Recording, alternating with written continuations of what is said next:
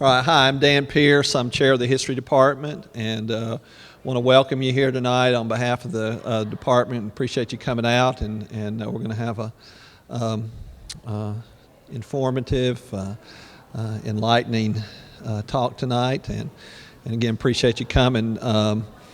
My colleague Tracy Rizzo is going to come introduce our speaker.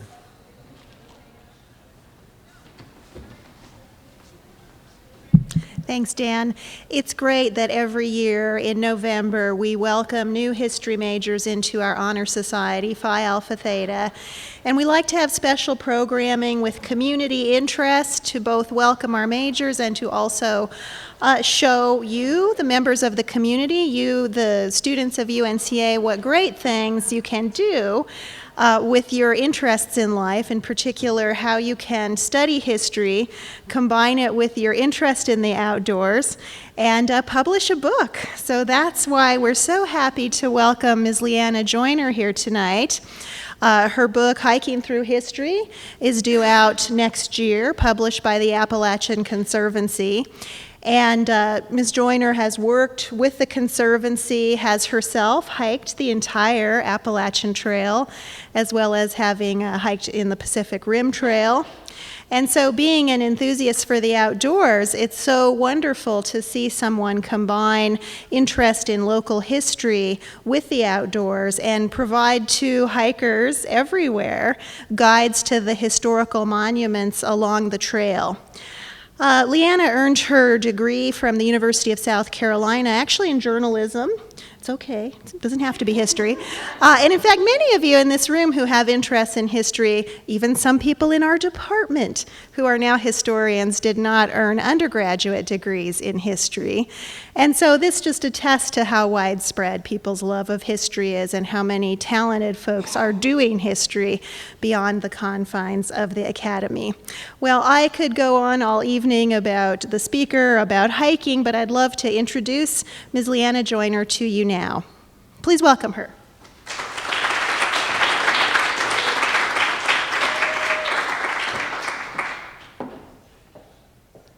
Hi, thanks so much for coming out tonight. I really appreciate the invitation to be here. Thank you so much for having me. So I know it doesn't look like it tonight, but I like to get really dirty and hang out in the woods. And I started this love of hiking when I was in high school, backpacking with Girl Scouts, and then in 2003 I decided that I should hike the Appalachian Trail. And so I did. I quit my job, and I left my apartment, and I moved all my stuff into storage, and I set out on a journey to hike the Appalachian Trail. I started in Georgia, and I went all the way to Maine. It took 6.5 months, and it really was great. It was a fabulous experience. And then this past year, I hiked about 1,200 miles in 3 months along the Pacific Crest Trail, which is unparalleled in its beauty. It's pretty magnificent. So I wanted to give you a brief introduction to the trail for folks who might not be too familiar with it. The Appalachian Trail is 2,180 miles long, and it starts in Georgia and it runs to Maine.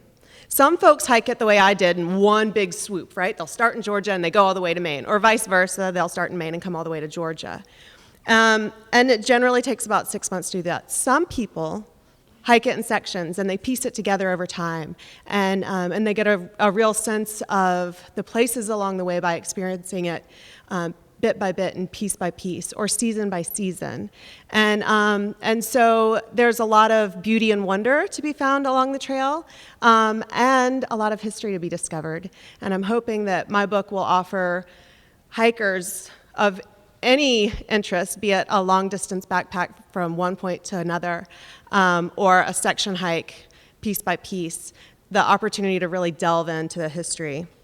So the trail, when you get in the woods, it's marked by white blazes on trees. It goes through 14 states, 6 units of the National Park Service. And it's important to note that the Appalachian Trail did not exist during the time of the Civil War, did not exist during the time of the Underground Railroad. The Appalachian Trail was envisioned in the 1920s by Benton Mackay, and it wasn't put on the ground until the 1930s. It wasn't completed till the 1950s.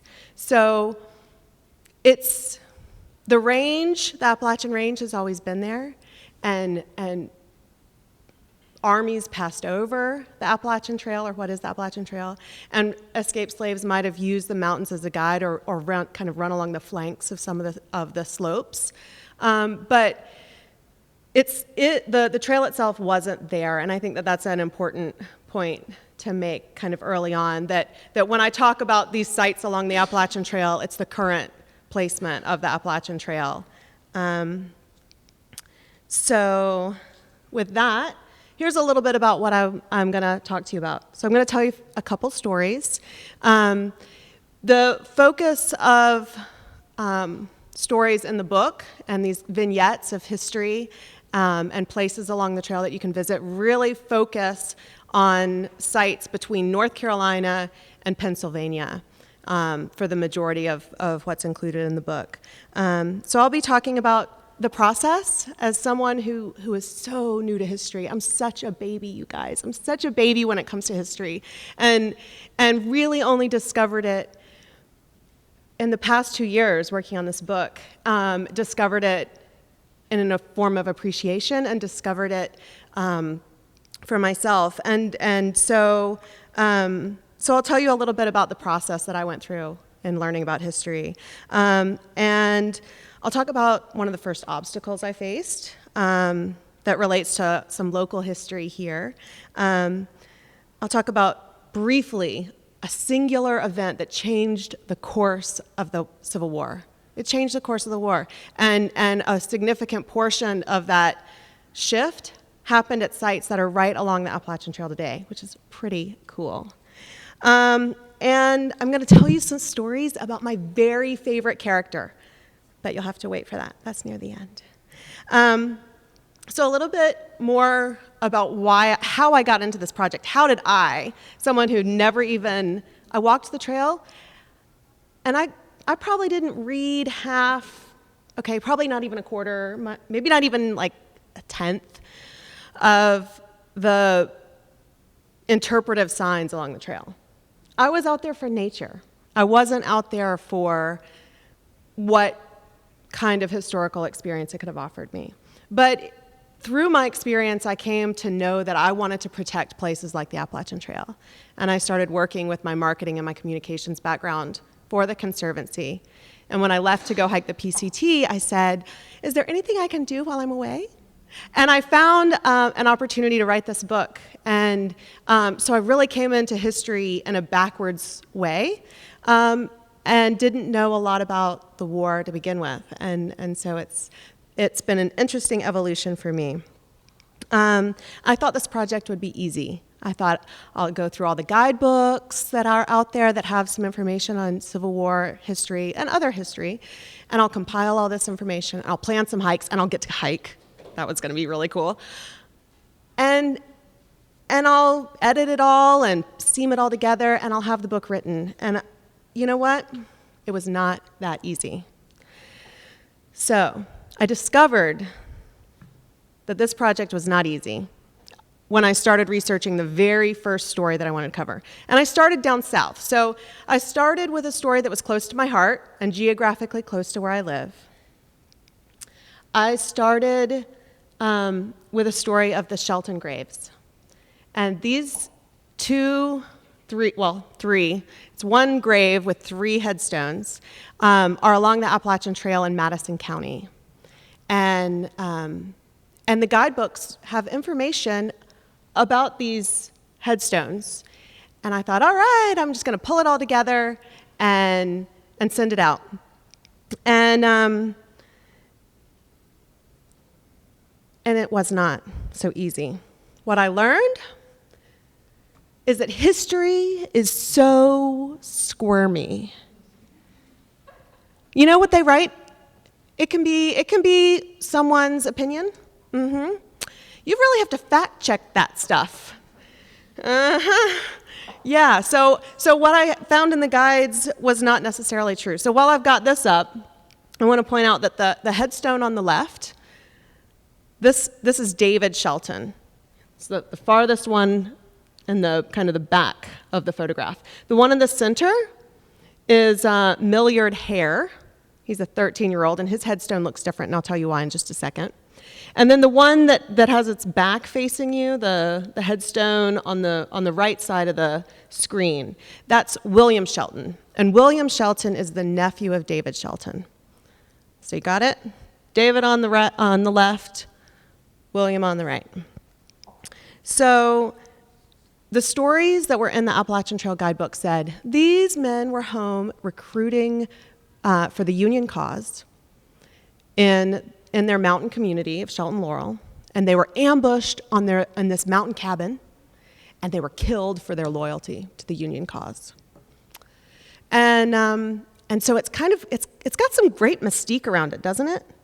Here it is. This mountaintop is always foggy, I swear. No matter what time of year I go up on this high mountain, it's called Big Butt. Whenever I go up on this big mountain, it's foggy up there. You know how our mountains can be here in western North Carolina. So it's always got this kind of cloak of mystery, this blanket. And so it's really shrouded in this mystery. So this is what I thought I would print. This is basically the information that was in AT guidebooks. You know, mountain people owned smaller farms. They didn't have slaves. They weren't really into slavery, so they were probably Union supporters. There was information about the Shelton Laurel massacre, which I'll get into briefly in a minute, which does reflect in some of my fact checking, so that worked out well. But that David and William Shelton were home recruiting, which I mentioned. They were ambushed by rebels, and they were murdered for their loyalty. So as I started, I had gotten that far, and I contacted my friend Jack Thomas, who's a fabulous man, has written a book about history himself, about Marshall, actually. He wrote a book about Marshall. And so I called my friend Jack, and I said, Jack, I've started this project. It's so exciting. And I started with the Shelton Graves. You know, it's a story that's in the county that he spent so much of his life in. And he said, Leanna, you know who you should really talk to is Dan Slagle. So he gave me Dan Slagle's contact information, his email address. And I emailed Dan, who's a genealogist with the Madison County Genealogical Society. And I said, Dan, I'm working on this particular story that's in Madison County. Do you have any information for me? And he said, why, yes, Leanna. Let me send you some stuff. And what he sent me knocked my socks off. In fact, it turned everything I thought I knew on its head. What Dan gave me were a bunch of records from the pension claim investigation for Elizabeth Shelton, who was the wife of David. So the gravestone on the left. So David Shelton's wife applied for pension for her husband, who was in the Union service. And she said, I would like to receive a pension fund. My husband died in the line of duty. And in addition to having a difficult time decoding this old school writing, who writes like that?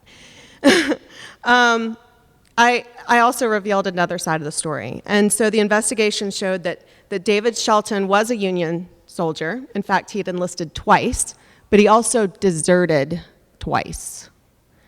And that when he was home, he wasn't necessarily killed for his loyalty to the Union cause. Boy, that was kind of a big wake-up call. So I'll walk you through this a little bit. I don't think I have a pointer over here, but maybe I do. Oh, I do! So right over here, near the number 7, between number 7 and number 4, is actually where the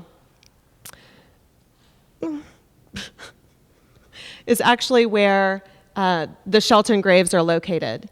And the Shelton Laurel community is circled right there below number 4.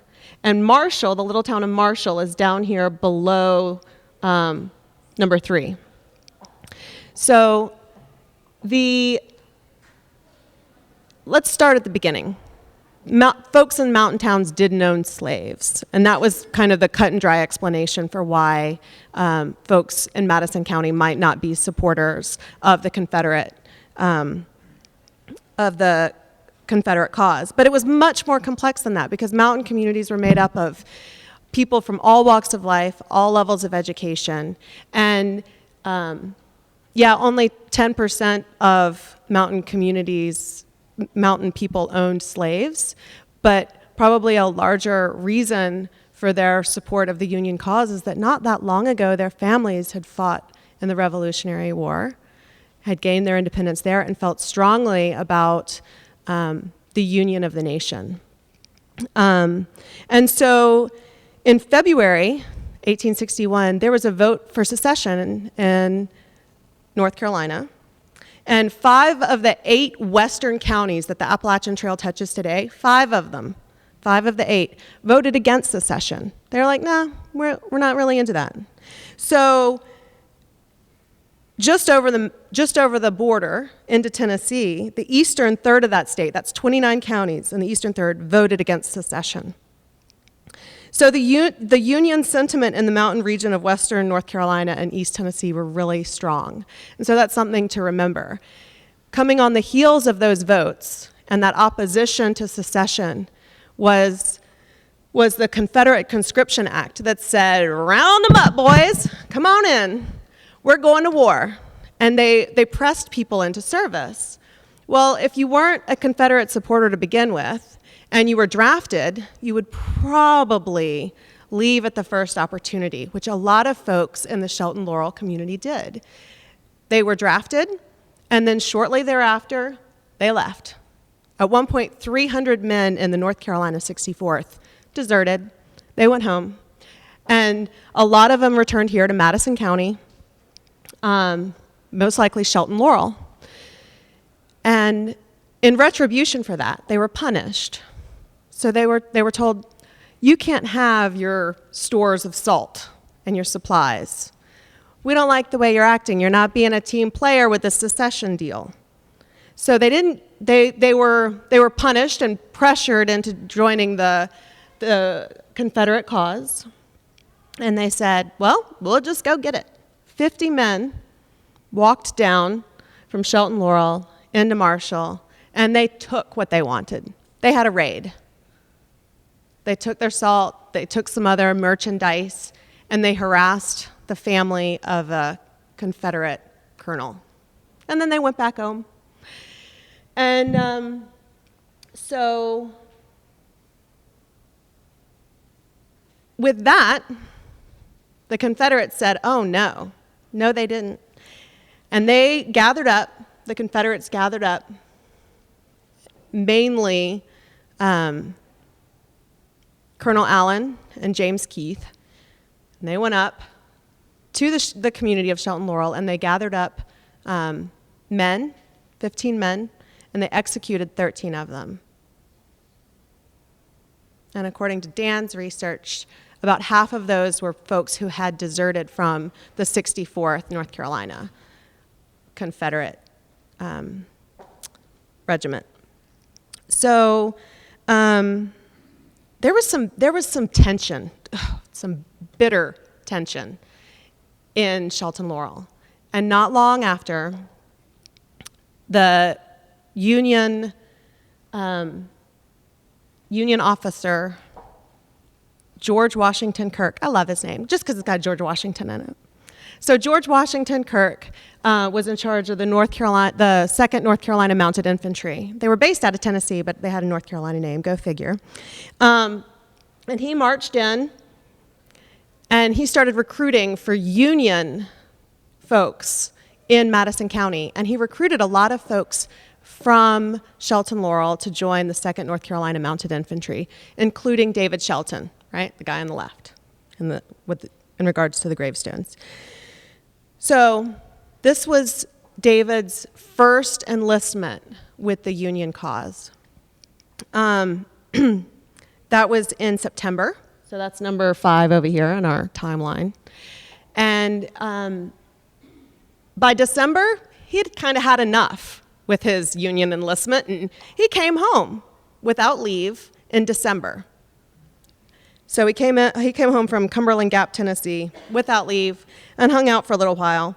And the following year, in June 1864, George Washington Kirk was such an optimist. He came back into Madison County and he said, "Boys, come on, I need you again. We've got work to do still." So he said, "I'll give some incentives to anyone who will enlist." So David, he enlisted again. And he and a good number of other folks went east, and they raided Camp Vance. And as they were on their way back on June 28th, this is around the time they finished the raid on Camp Vance, David said to his superior, that's George Washington Kirk, the guy with the cool name, he said, "Sir, I'd really like to go home. We're so close to my family. Can I go back to Shelton Laurel? I mean, we're kind of nearby." And Kirk said, "You can't go home. We're overburdened with supplies. We're in enemy territory, and we've got more prisoners than we have people to handle. You cannot go." David and some other folks left the company without leave after requesting permission that was denied. So what we have here was a threat even from his own superior. If you desert, I have every reason to kill you. Now, the family story goes that when David and William and their scout, Milliard Haire, were murdered on that mountaintop, that it was Confederates, likely James Keith, who killed them. But another threat was made. So it's difficult to be certain who done it.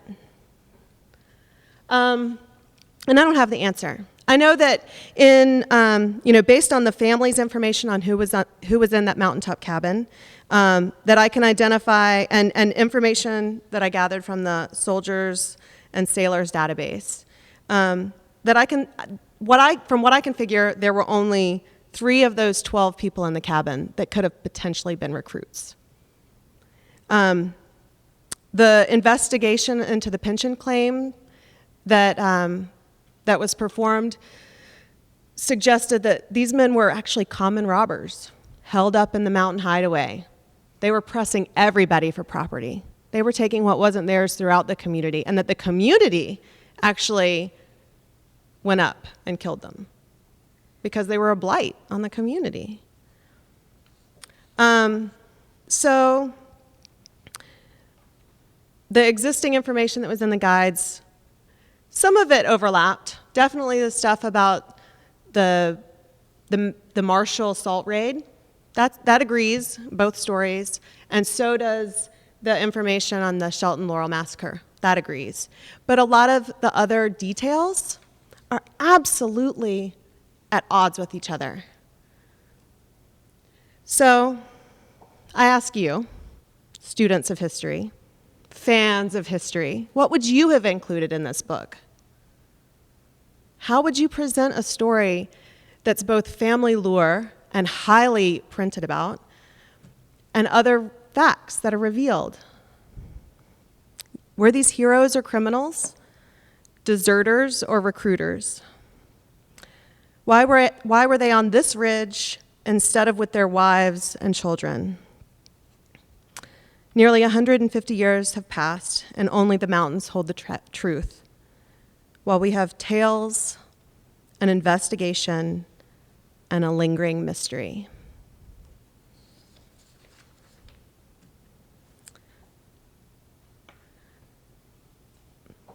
So that wraps up that kind of lengthy, perplexing story. Isn't that fascinating? And it's right here in our backyard in Madison County. So I wanted to segue briefly with this gorgeous picture of a fall hiking trip, because this is why I really started this project, because I love nature and I love the scenes, and I entered the realm of history via nature. And I mentioned earlier, I didn't know a lot about the Civil War before I started this project. And I took this opportunity because I got to write. I like to write. But it was So much of the complexities of the Civil War were an absolute mystery. I knew when it started and when it ended, and I knew a couple big name players. But gosh, there's so much more. And it really allowed me to start opening up to understanding more about it. So when I was writing, I looked into telling the backstory because I needed to understand it. I needed to understand the backstory before I could tell it to anyone else. And so as I wrote, I really focused on writing to my former self. So if I was going to write about Stonewall Jackson and his Shenandoah Valley campaign, I needed to understand why the Shenandoah Valley was important in the first place. And I needed to be able to communicate that to my readers, and as well as for myself. But the agricultural lands, salt, copper, iron, all of it, not to mention the thoroughfare of the wagon roads and the train tracks, were all vital to the Shenandoah Valley. And control in the Shenandoah Valley meant control in other facets and other fronts of the war. So it was a pretty big deal. And by me having that backdrop, I could bring it to my readers. So in a lot of ways, when I was writing to my former self, the part of me that didn't get why the war was important. So I think this picture tells a lot about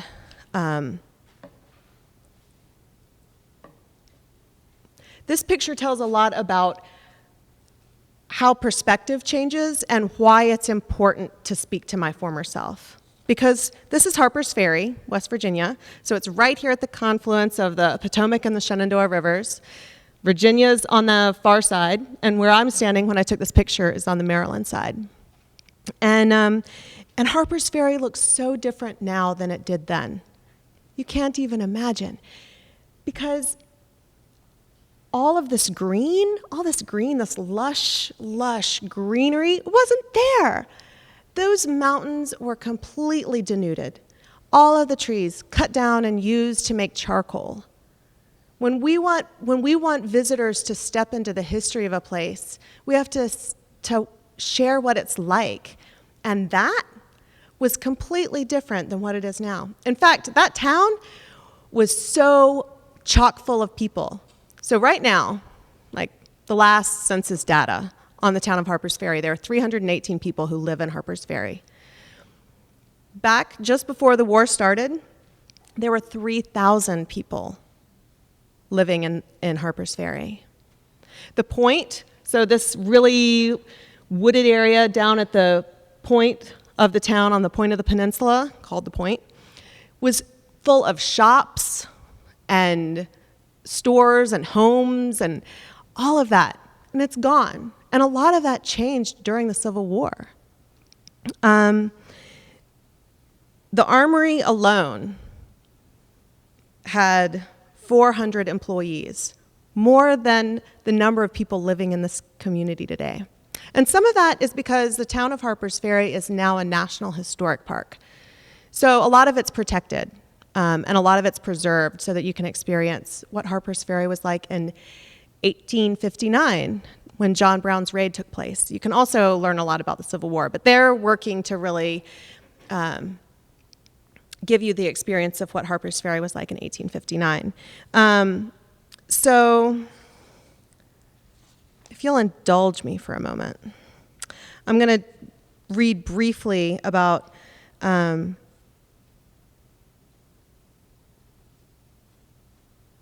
environmental degradation, because I think it's an important aspect in looking at a current picture or being there yourself and knowing what something was like. The environmental degradation of the slopes surrounding Harpers Ferry was severe.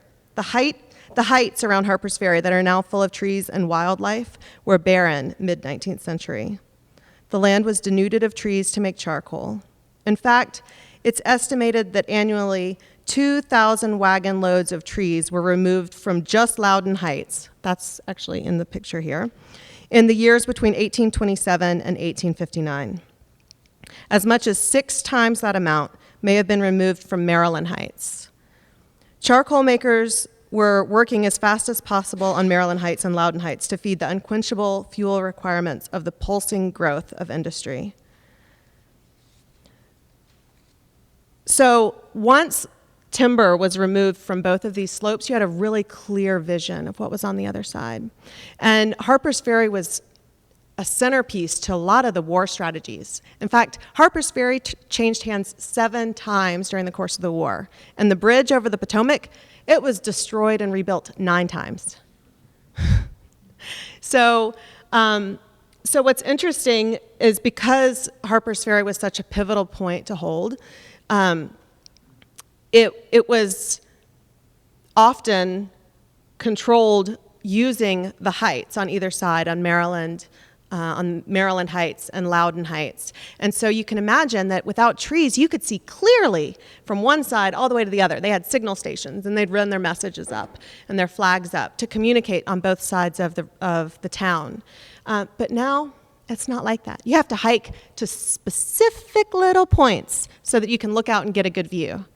It's amazing how time and nature can reclaim something, and what that means for our experience. So I think that's it. I think the last thing I wanted to say about Harpers Ferry is that, let me get my little quote out because I think it's pretty neat. The town didn't look the same after the war as it did in 1859. It was blown up with explosives. That was the first act of war in Harpers Ferry.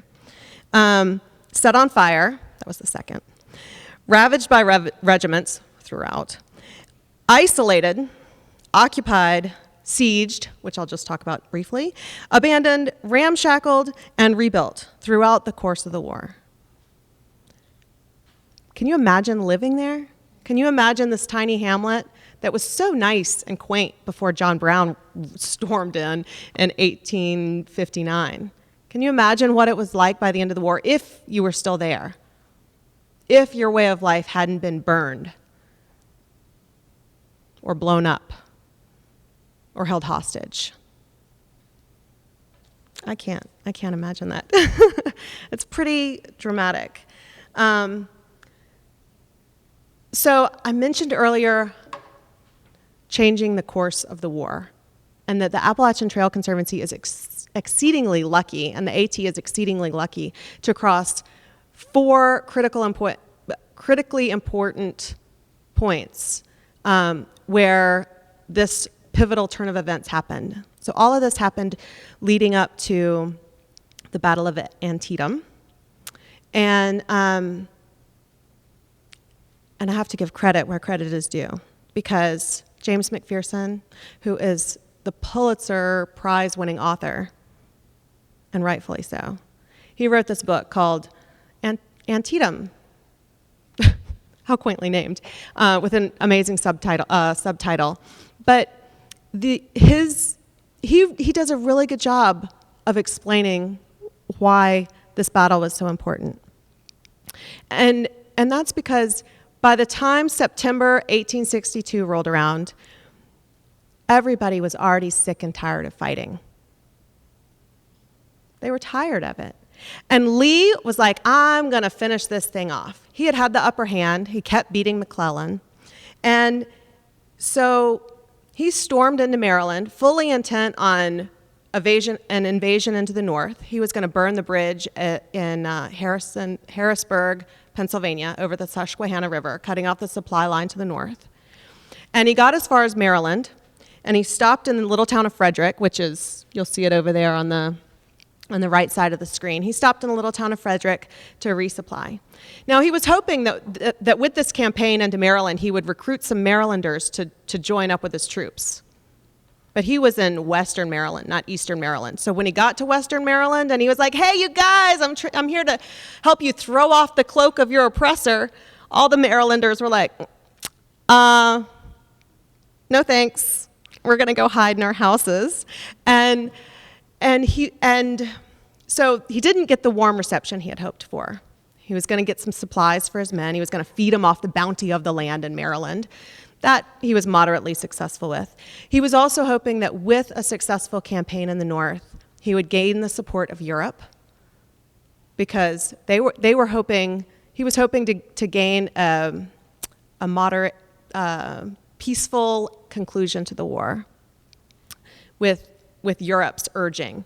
And it was almost election time, and he figured if he could win in northern soil, that the election was doomed for the Union. They would elect all peace Democrats, and they would vote for a mediated separation. So Lee had it all figured out. He was going to win. He stormed in here, got to Frederick, and he made a plan. He divided his troops, and he sent a bunch of troops down to Harpers Ferry to sack Harpers Ferry, which they did super successfully.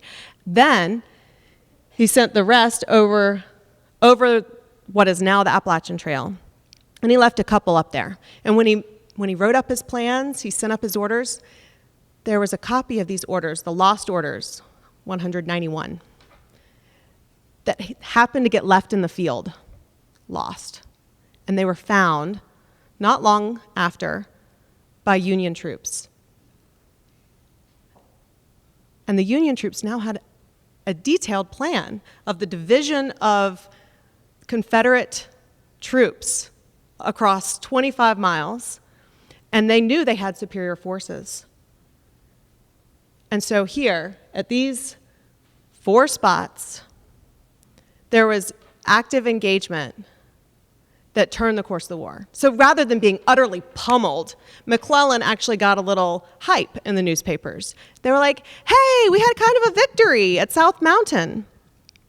And so they fought all day on September 14th from 9 a.m. in one of the gaps until nightfall. And at 11 p.m., Lee retreated west with all of his Confederates, and a couple days later, kind of in due time, the Union troops followed, and then they battled and had the bloodiest day of the whole war in Antietam. But when the Union had a decent victory under their belt, Lincoln unleashed the Emancipation Proclamation.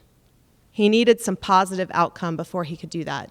And so that's why this one pivotal event that the AT is lucky enough to have in 4 different locations along its course is absolutely critical to American history, and it's really, really interesting. So here's a quick little vignette. So this is in that farthest northern gap that I showed you. This is Turner Gap, and this is the Old South Mountain Inn, which is still standing, pretty cool. And this was the Union, or the Confederate headquarters for D.H. Hill. So he hung out up here when he wasn't giving orders. Pretty nice place to hang out. And when you walk across the street at from the South Mountain Inn in Turner Gap, you see east towards Frederick. And so when D.H. Hill looked out from this view, he saw ribbons of blue. Lots of men in blue, double his numbers in the gaps that he was in charge of. And he watched as they approached, and the bayonets and the guns, they glistened in the sun. He was like, whoa. He said it was a grand and glorious spectacle, impossible to look at without admiration, that he had never seen so tremendous an army before, and he did not see one like it afterward.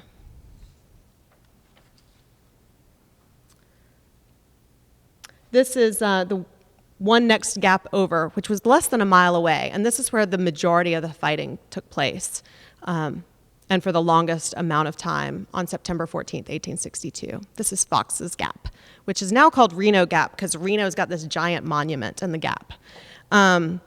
He was the general leading the Union efforts in the Gap. And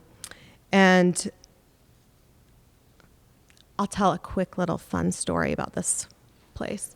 It wasn't him, but early in the fighting that day, the Union had the upper hand. They had beat back all of the Confederates, and the Confederates had started to retreat westward just a little bit, and they hadn't got reinforcements yet.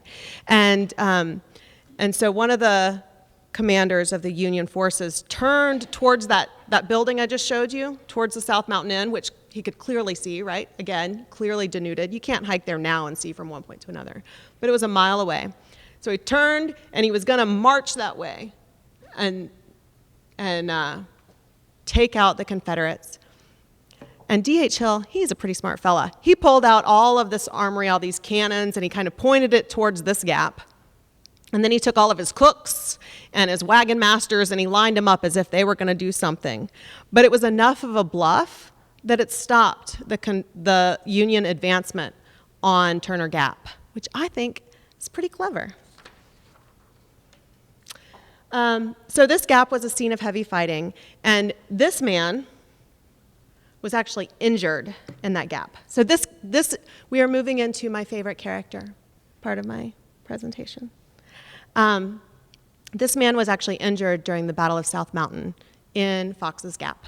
But he recovered, thank goodness. And he went on to have an interesting life after that, both along the Appalachian Trail, but also in our history. This is the 19th president of the United States of America. This is Rutherford B. Hayes.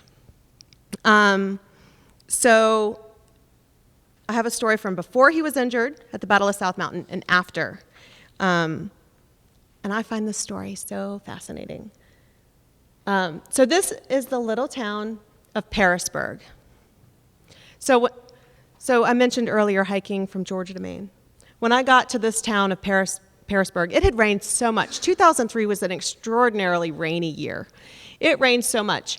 And from this high point, which is called Angel's Rest, it was like a mud ride straight on down. You just planted your feet and like pushed off with your poles, and you just kind of like slalom down the mountain. It was crazy. And so that's one of my first memories of this place. Completely different than Rutherford's experience.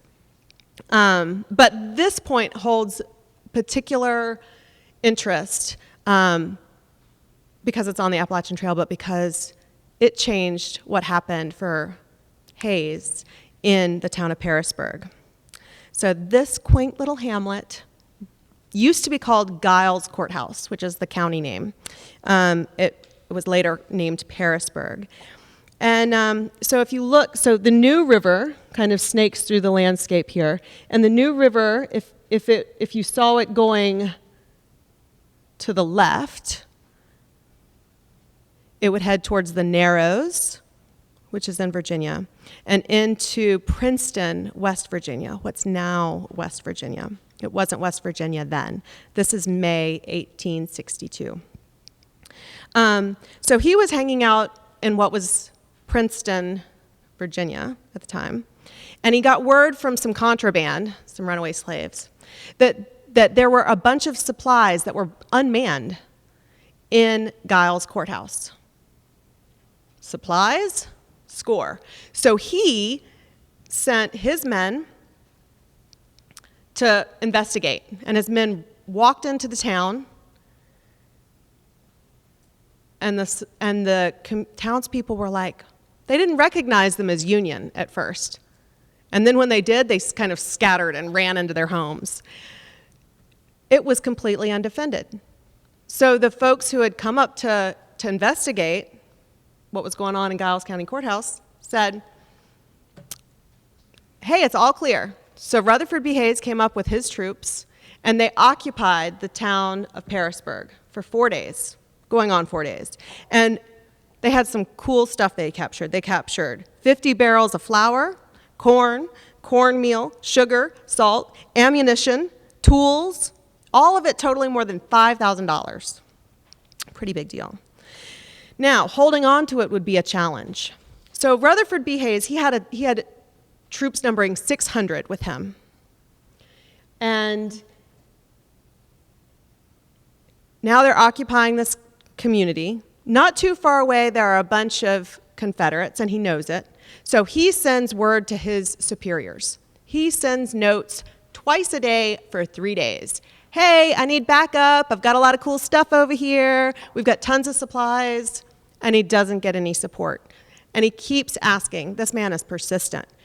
But reinforcements never come. He does finally get notice, though, that if he is attacked by a superior force, that he can hightail it. He doesn't have to stay and protect it. So at least he's got the okay. Lo and behold, on the beginning of the 4th day, they are driven out. But what's interesting is how the Confederates knew what the numbers were of the Union that were occupying Pearisburg. So when they established their hold on Pearisburg, they had their outposts all around town, their pickets.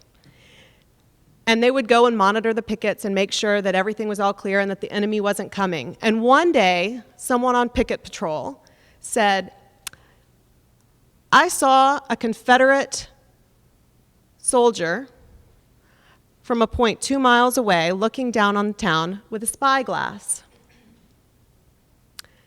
And it's very likely, probably absolutely likely, that the Confederate soldier surmised the force of Union troops in Pearisburg from this point at Angel's Rest along the Appalachian Trail.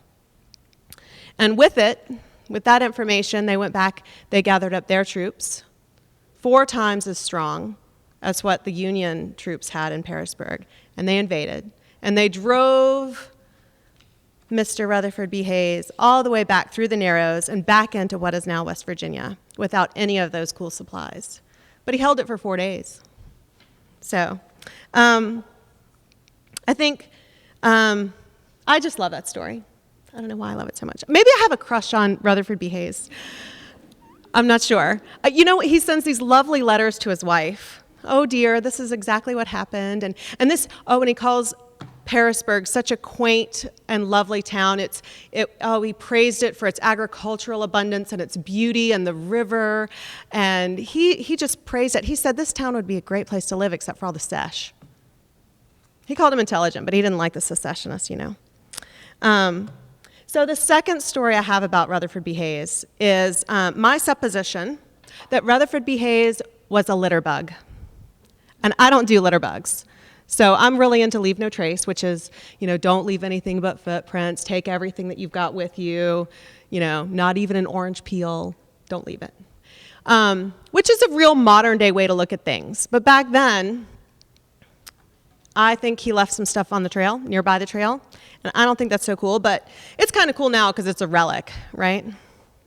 So the second story is that, so after he was injured in September 1862, he healed up and he got all better, and he went back into service. What a good man. And in 1864, Grant said to General Crook, he said, General Crook, I want you to go into Virginia and I want you to dismantle the Virginia-Tennessee Railroad. General Crook said, yes, sir. So he went. Now, at the time, Rutherford B. Hayes' regiment was attached to Crook's division. So they came in from what was then West Virginia, because by then they had become West Virginia, the state of West Virginia. They came in from West Virginia along what's now present-day Route 77 through Bland County, Virginia. They came in not too far from Pearisburg, and they destroyed a railroad bridge over the New River in the town of Dublin, what's present-day Dublin. And they destroyed the wooden superstructure, but they didn't destroy the piers, and that was rebuilt in like a couple weeks. But for a little while, they achieved their mission. While they were there, they also collected a lot of supplies and wagon loads of tools and ammunition and guns. And then they hightailed it back towards West Virginia, but they did not take the most direct route. They didn't take the route they came in on. They took a route over Salt Pond Mountain, which probably on a good day would have been a fine decision, but it rained a lot. Remember earlier I talked about the mudslide down the hill? It was like that, but they were going up. So have y'all ever hiked in days and days and days and days of rain? You're just soaked, and you're kind of miserable. So they're trudging across Salt Pond Mountain, up this hill. They've got horses. Their hooves are being pulled on by the mud. Their boots are being sucked off. They're wet. They're probably a little chilly, even though it's July. And their wagon wheels are weighed down in the mud, too. So they're also struggling to get up. And Hayes was miserable. I know he was miserable. He complained a lot about those terrible days in his diary. He said, I had to sleep in the mud even without a blanket. It was terrible. But he also said in his diary that he was the wagon master. Da-ding! So, according to AT guides and some interpretive signage that used to be at that gap, it's not there anymore for some reason, vandals, I suspect. General Crook made the decision to jettison some of the supplies that were captured. And I believe Rutherford B. Hayes oversaw all of this as wagon master. I believe that all of the mini balls that are on Mini Ball Hill today, up on Salt Pond Mountain, were dumped by Litterbug Rutherford B. Hayes. How crazy is that? So this is a view, actually, a little hazy view, from the top of Salt Pond Mountain where the Appalachian Trail crosses this ridge. And this is Wind Rock, and less than a half mile away is Mini Ball Hill, where all of these mini balls are dumped. And they're relics now and protected, so you can't go pick them up. They're nationally protected because they're in our national forest lands. But fascinating that in order to move a little bit more nimbly, with the danger of the pursuit of Confederates on their rear, that they would have dumped these mini balls and all of this ammunition right along the trail. So I think that's an interesting story about Mr. Hayes. This place is neat, and it was one of the challenges I faced, and I don't think that my editor and I have completely figured out, and that is how to capture a place that has different historical significance or has vignettes from different periods of time. So this is Caledonia State Park in Pennsylvania. And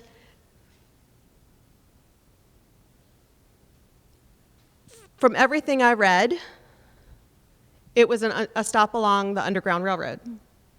So escaped slaves traveling north would stop in here. This is in Pennsylvania, and freed slaves did work at the iron furnace. And they lived in a small community called Africa that was nearby. But it's known to have hosted runaway slaves who were in pursuit of their freedom. And they generally were continuing farther north into Canada. So that's one kind of vignette of history. This iron furnace, Caledonia State Park, was paid for and owned by Thaddeus Stevens, who was a legislator both in Pennsylvania and nationally. And he lobbied for he was a fervent abolitionist and really lobbied for the cause for freedom for all people, and was buried himself in a cemetery that was open to both blacks and whites. So Jubilee Early, the Confederate general, was on his way to Gettysburg in June 1863, and along the way he crossed paths with Mr. Stevens' ironworks, and probably as much in personal protest to Stevens' feelings on abolition, as much as to kind of throw a wrench in the iron production in the North. He burned it. He burned the iron works at Caledonia State Park. And so that's kind of an interesting story about this one isolated spot that's 13 miles actually from Gettysburg along the Appalachian Trail. So those are my stories that I find fun and interesting and that I would have never discovered had I not started on this project, which has been really rewarding. So this is a map, and I know it's a little washed out for you, but hopefully you can see it clearly enough. It's a map of the United States, and it's crisscrossed by a lot of different trails. And all of these are our national trails, part of our national trails system. They're congressionally designated by Congress and protected. And there are 19 national historic trails, and there are 11 national scenic trails. One of those is the Appalachian Trail. So y'all, there are so many miles to hike in this nation of ours. How cool is that? And probably so much history to uncover on all of these trails.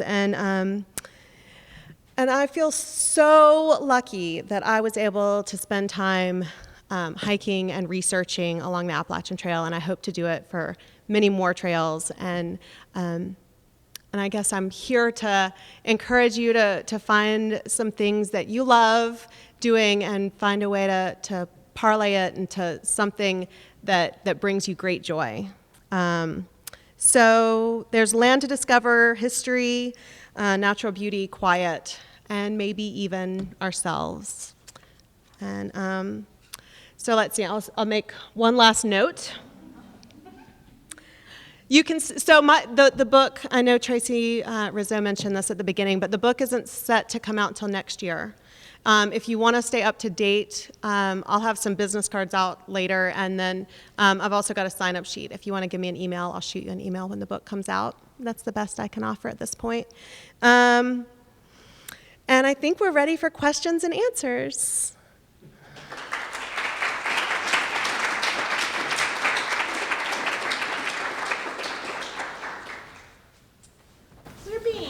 Filmed for Oh, Asheville yes. Educational TV, and so I'll need to pass a microphone to you when you have your hand up for a question.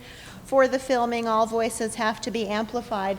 So while I go find the microphone, I will ask the first question, so you can speak into this microphone while I go get it. And that is, how did you condense all of this into a slim book, right, that hikers can carry with them? That's a very good question. A lot of editing. I had a lot of content, and it was, I approached it the old-fashioned way. You know, I did the cut and paste in Word, but when it felt too overwhelming, sometimes I literally printed out pages and literally cut and pasted things together so that I could rearrange the flow and try to summarize things to the best of my ability. And so hopefully I did a good enough job, and that it's packable and light and sturdy, and it might be designed in a way where the hikes could be pulled out and done separately, but I'm not sure. Right now it's constructed so that people can read a vignette, read about a place, and all of the things that have happened there, and then take a hike to experience that. So. Other questions? Yes.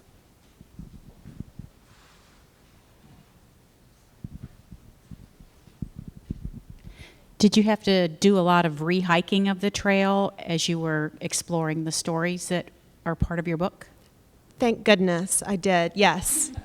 Yeah, I did. I had to go back, because a lot of times, I think too, knowing the best way to access it, what the side trails are that might be best ways to connect it, ways to make loops. There was a lot of hiking that I needed to do in order to actually assure that I captured the best experience for the reader of the book. So yeah, I luckily got to go back and rehike a lot of it, yep. And there are 25 hikes in the book. I don't think I mentioned that. I just want to know what your trail name was. My trail name is Moonshadow. Why? Well, so trail names, for those of you who don't know, are names that are given to hikers while they hike along the trail. And sometimes they name themselves, and sometimes the names are bestowed upon them, maybe because of something funny or a unique quality or perspective about their personality. So I named myself because Cat Stevens' song Moonshadow seemed like a great song about kind of persevering through adversity and finding a way to be light in darkness. So that's how it came about.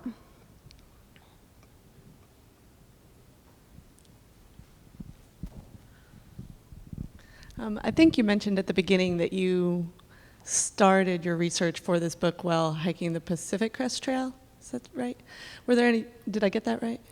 Sort of. When I left my full-time position with the Appalachian Trail Conservancy, I left with the intention to go hiking out west. But I was also looking for some work that would occupy me until the time that I could actually start that hike. So yeah, it wasn't that I did a whole lot of work while I was hiking. Understood. There was a little break, a 3-month break where I was just playing and not working at all.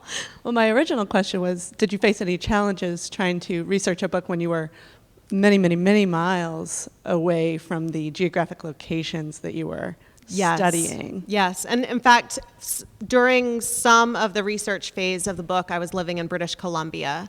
So the first 4 months of 2010, I was living in British Columbia, visiting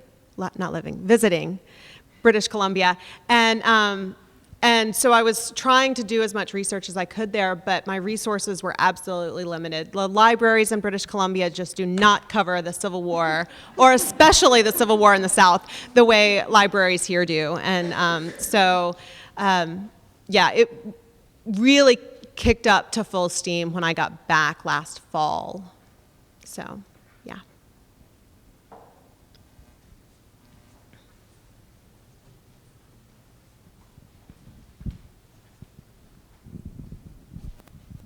Leanna, is that you on McAfee's Rock there? That is T-Bird. I don't really know her real name. That's T-Bird from the year that I hiked the trail in 2003, but it's such an awesome picture. I just had to include it. The hike to McAfee's Knob is actually included in the book, though. Oh, okay. Oh, and incidentally, the UNCA library has a copy of the official records of the Civil War from the southern point of view. I guess they did some years ago. It's like 40 volumes or something. Thank you. It's really engaging reading. I'm sure it is.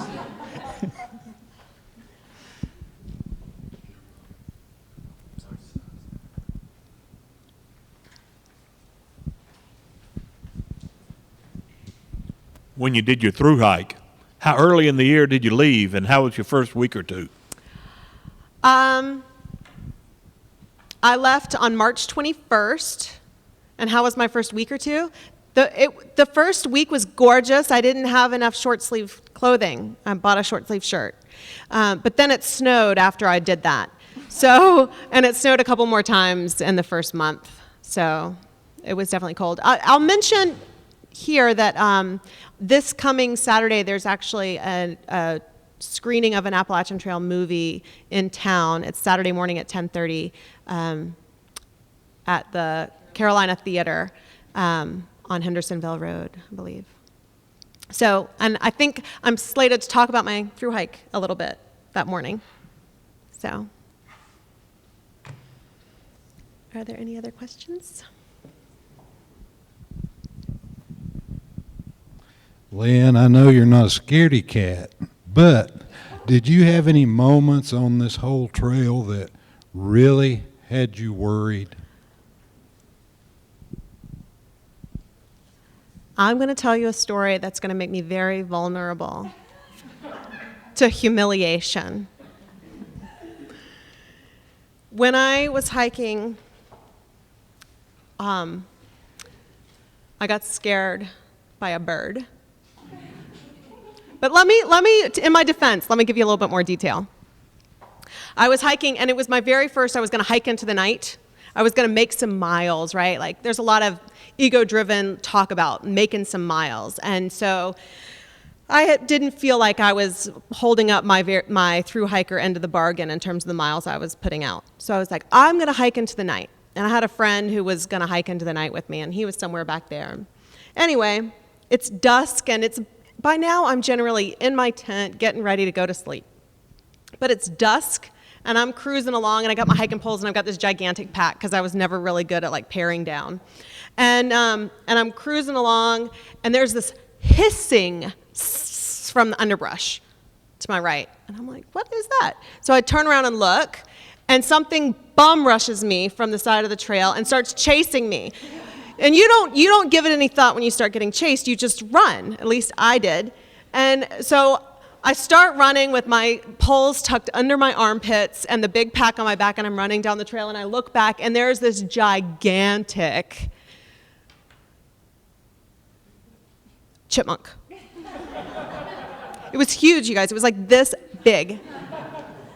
It had polka dots and stripes, just like chipmunks, and it was coming after me. I'd never seen a chipmunk like that before.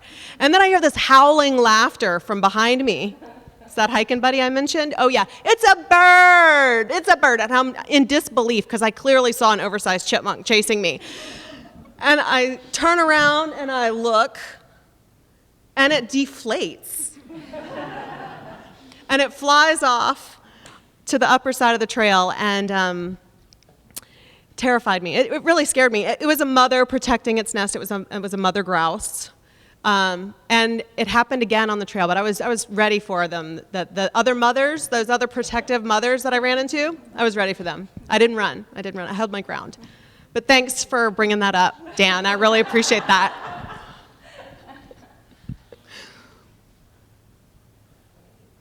Well, I have one further question. I'm going to gravitate to the history department side of the room because I think my colleagues in U.S. history in particular might be better poised to ask this question. But what I want to know, Leanna, is if you're revising the story of the Shelton family is getting you into trouble. I mean, I understand that these are pretty contested legends.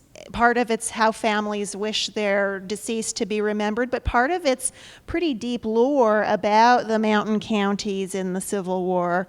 Of course, the book's not out yet, so maybe we're going to see what happens, but if you can comment on that act of revising the treasured narrative about the mountain counties in the Civil War. Yeah, I'm really curious to see what the response will be like, especially because the Shelton Graves are trailside, and because there's been a tradition of AT publications gravitating towards that family lore and the family's tale. And I don't know what the response will be, and I don't know how it will be received when it comes out. I will admit I'm nervous about fielding inquiries about it. In the same token, I posed the question earlier, how would you handle this? How would you handle putting both sides or one side of the story in? And I chose to actually include part of the family's narrative in what I submitted to my editor, because I think that, how do I want to say this? I think that there's a bit of truth to it. There's truth to from the family's perspective, for sure, and in the sense that lore has been handed down, and that story, oral history-wise, has been handed down. But I think it's also incredibly critical and essential to cover the other side of the story, and I think it says I don't have all the answers. I think, when I was growing up and I took history, I think maybe why I didn't get history is that I didn't understand that it wasn't actually an exam based on the hard facts that were published in a book. I thought I had to memorize facts and spit them back out. And quite frankly, that did not intrigue me.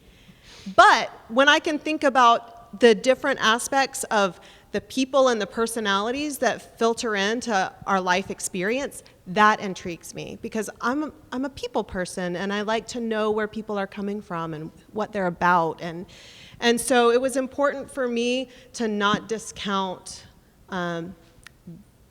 the people aspect of the story, and to include that, and to let the reader decide for themselves, what's the full story and what's the scope and what do I want to take away from this. So I made the decision to include both sides of it. But